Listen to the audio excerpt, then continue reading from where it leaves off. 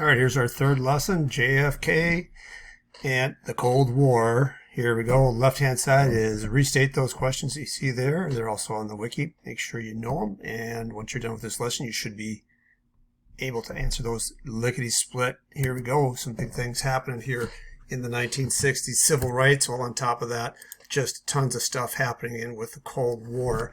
Inaugural speech. There is a bit of a phrase in there that basically says every nation out there should know will pay any price, any burden, any hardship to support any of those who oppose, threaten the survival success of liberty. And this is going to be a huge test for him. Part of this competition against the communists and the Cold War is extending into space. Of course, that happened with that big event in 1957. Showing that the United States had a missile gap under the Eisenhower administration. Kennedy is stepping in saying we're going to close that and we are going to get to the moon. That actually happens in 1969. Kennedy does not get the chance to see that, but the clip will be there for you a little bit later to check out and give yourself a little brain break early on here to see how Walter Cronkite and the world saw that. That would be under the Nixon administration, his first year in office. In terms of foreign policy, military strategy, dealing with communism, JFK's idea is going to be flexible response. Searching out new ways conventionally to deal with third world challenges, and that meaning threats of communism taking them over, right? The new countries that were colonies becoming liberated and the communist side of the world trying to get them on their side, or other countries who are democracies and falling to communism. And so there is a huge order of a buildup of conventional forces here, but there's going to be a focus on special skills. Notice the top part of the conventional forces and the bottom part of the conventional forces. Here's some examples. The flexible response is a reaction to, under Eisenhower, the Hungarian Spring, no U.S. support or response there when the Hungarians tried to break away from the Soviet Union. We didn't do anything there for fear of starting World War III and nuclear war. Big nuclear weapons and the big bang for your buck new look military just wasn't practical. So we need to have other capabilities here, and we're going to build up in all kinds of different ways, conventionally, but with more of a specific skill set in mind.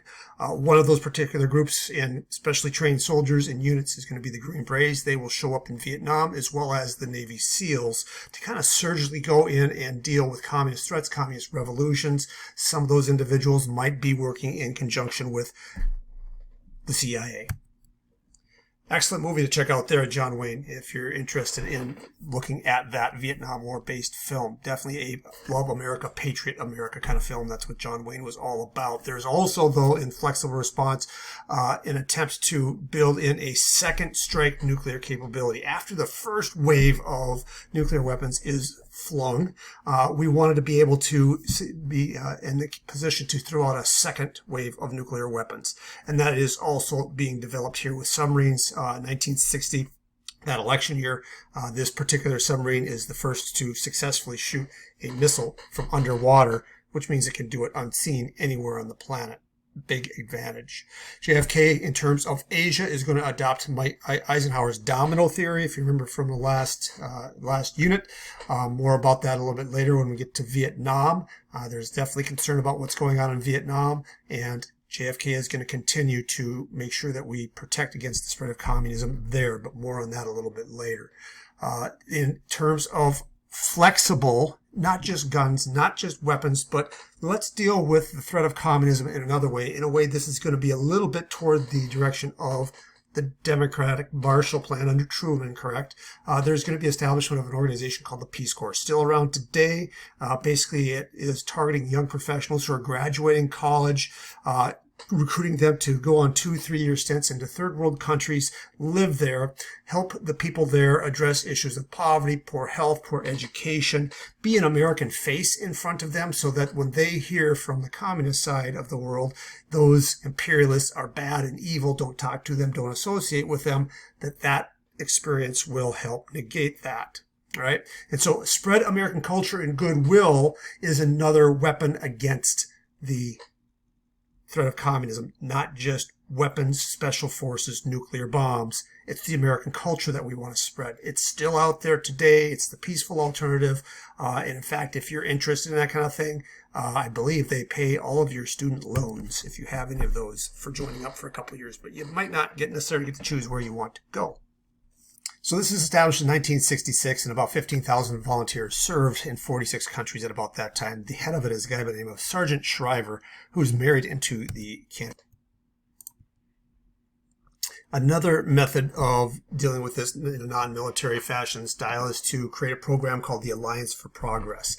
And this is very much similar to the Marshall Plan that was passed under the Truman administration to provide economic aid, improve the economic development. That means economic stability. Economic stability means political stability.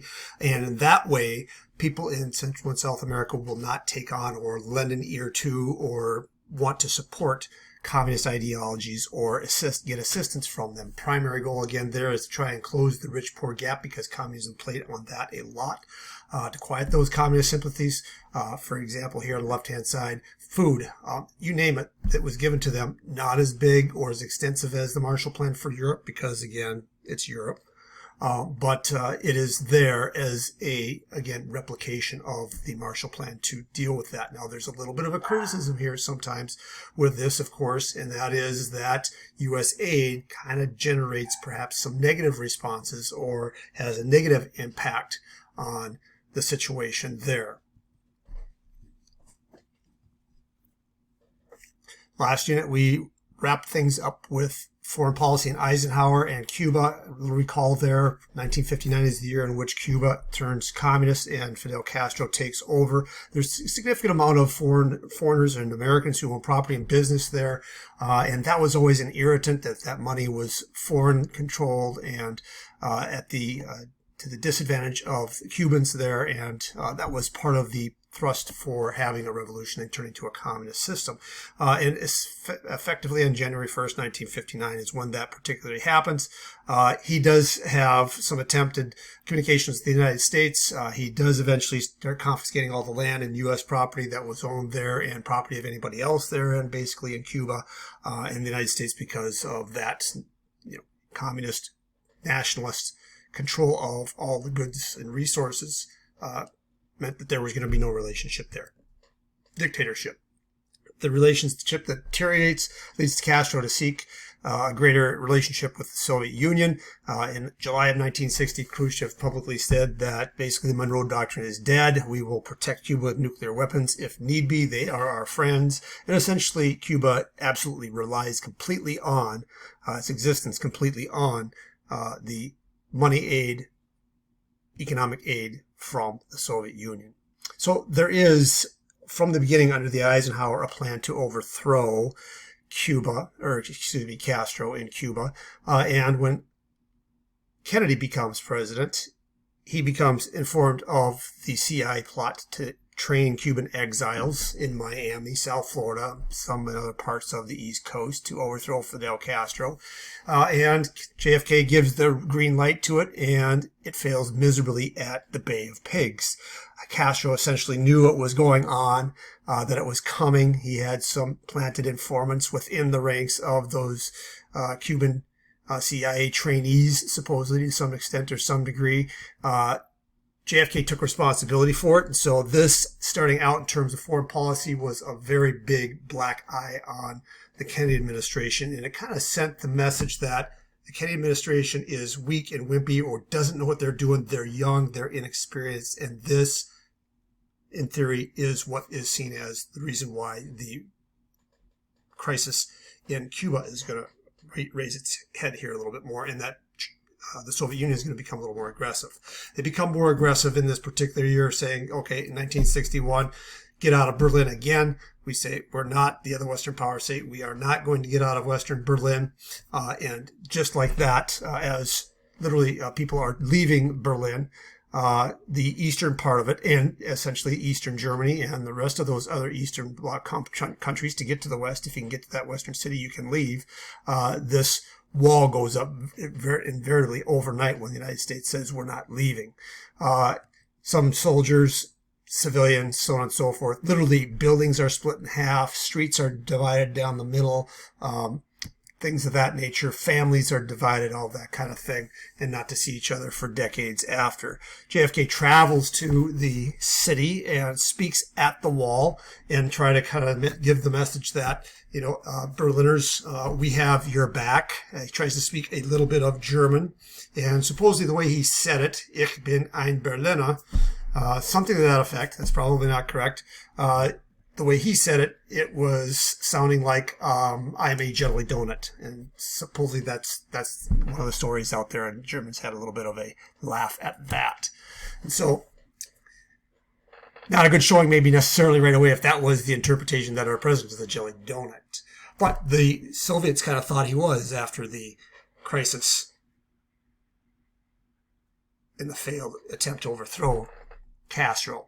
That brings on the Cuban Missile Crisis. The Cuban Missile Crisis is kind of born again out of that failed Bay of Pigs situation and scenario.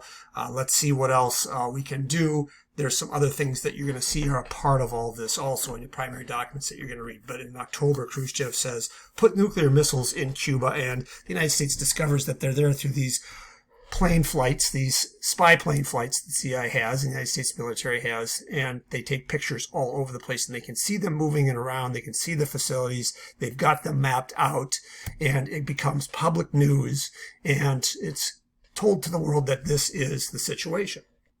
And so now suddenly we have the potential of nuclear weapons traveling to the United States and hitting almost any major city. Now, up until now, nuclear missiles, weren't necessarily intercontinental or could travel from one continent to the next, but they're getting close.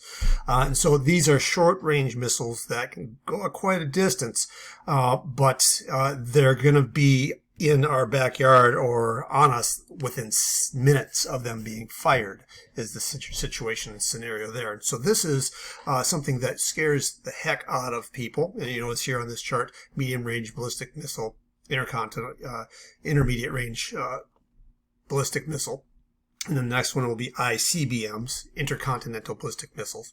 And so the entire country, the world is freaked out about this, and Kennedy goes on national television and orders that Cuba be quarantined. Now, when a nation puts a blockade on another nation, essentially this means that this is an act of war, right? And can trigger a war. He demands removal of the missiles. If there is a attack of any type from Cuba on the United States or anybody else in the region, he says, we will treat this as if the missile came from the Soviet Union. We will retaliate directly against the Soviet Union. And so for about 13 days, this standoff happens, and there are ships that are sailing to Cuba that are supposedly going to run through the blockade. There are planes buzzing ships, and I believe there are even shots fired across the bow in a few particular instances, steaming toward missile, and eventually the ships do not cross that particular blockade line, right, about October 24th. The results of the crisis are that the USSR agrees to remove the missiles, and the USSR removes the missiles from Turkey. The U.S. removes missiles from Turkey and vowed no more invasion of Cuba or of Turkey for that matter. Right. And so you're going to read more about this in your primary documents that you're going to get in, which are exactly a conversation between, a letter exchange between Khrushchev and Kennedy, and also a negotiation, a backdoor negotiation between JFK, Kennedy's brother, Attorney General, and the representative of the Soviet Union speaking to and communicating with Khrushchev. This response, right, this ends up resulting in, throughout South Florida and throughout the rest of the United States, a vast deployment of missiles throughout the country pointed at Cuba. And right here in our own backyard, you can see a particular little spot there by the name of Kendall. Homestead, for example, even further south, there are these military bases that you can actually go see. One of them is still a site that you can see. It's open to the public historic site, Night Base HM-69. They have this Hercules missile there that is going to track planes and or other missiles supposedly with radar and shoot them down or launch themselves and hit Cuba in the event of a nuclear war. And so this is the South Florida connection to that Cuban Missile Crisis. And in fact, as that entire crisis was going on and as the negotiations were going on, there were at military bases throughout South Florida, Florida itself, and throughout the rest of the southern part of the United States, ships and soldiers sitting with planes and engines running for days on end with the waiting for the message to invade and bomb Cuba. This was the real thing that was really going on. There are generals in the military leadership saying we have to invade, we have to attack, we have to take out those missiles right now. The Canadian administration understood and knew that that would probably lead to a worldwide war, and he really held off and tried to find diplomatic solution to the entire situation. And so fortunately for everyone, that does happen. Again, a few of those places across the country that get missiles placed all over the place. But this was such a tense event and situation in that made people realize, and the leadership of both countries realized, that we have to have better, more instant communication directly with each of the leaders. And so a hotline is installed, and it gave them 24-hour-a-day access. Pick up the phone, and on the other end, you would, within seconds or minutes, have the other leader to speak to about a situation, right? And so this hotline is installed. Well, this might look familiar to you. Maybe if you're old enough to see these old shows back in the day. Pow, bap, flop, Batman. Yep, you got it. That's the bat phone, right? The bat phone.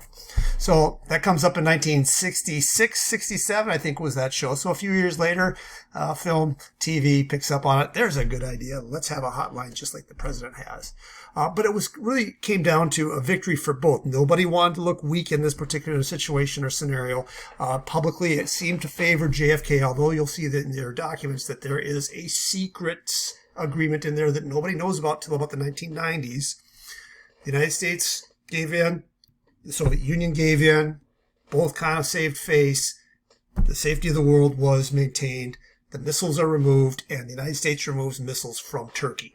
Right? And who were they? Why were they put there? Well, they were put there by a previous administration out of a fear of, what the Soviet Union could do with its new missiles like Sputnik and the Sputnik capability, right? And other things going on, Czechoslovakia, so on and so forth, right? This is the aggressive nature of the military buildup of the 1950s. So this does kind of bring a situation where there is a new spirit of cooperation that occurs. The two countries and other countries that eventually have nuclear weapons here, and I believe Britain and France have them by at this point in time also, come up with an agreement called the Nuclear Test Ban Treaty. And you can find online on YouTube all kinds of motion over time, visuals of where atomic bomb blasts occurred around the planet testing these things. It's a massive number. But this at least banned them from being exploded in the air so that the radiation wasn't floating around in the atmosphere anymore. They're still testing them, but usually now I believe they're either above ground or underground.